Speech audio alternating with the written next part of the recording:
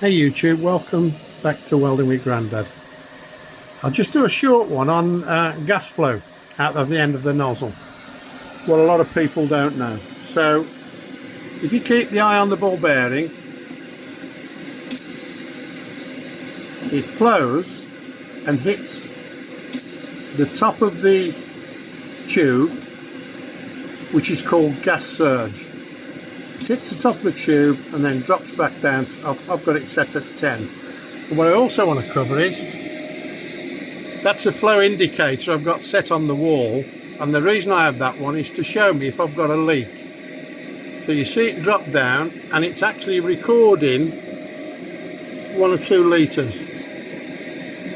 Now if you leave that overnight, it's going to knock a fair bit out of the cylinder that you're using. So people think I'm mad, but I've spent a lot of time advising customers and teaching. So what I have is this thing called an economizer. Now if I press the button,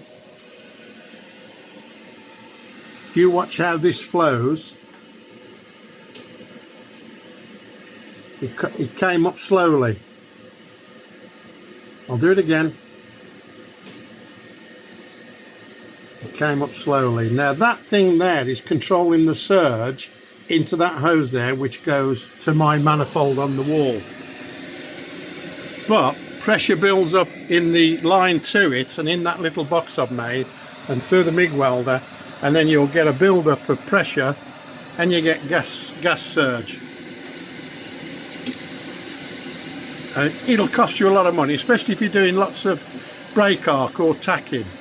So it's worth trying to get something like that piece of equipment, which is actually another regulator bolted onto your regulator, and get it as close to your welding machine as possible, and then you'll cut down gas surge.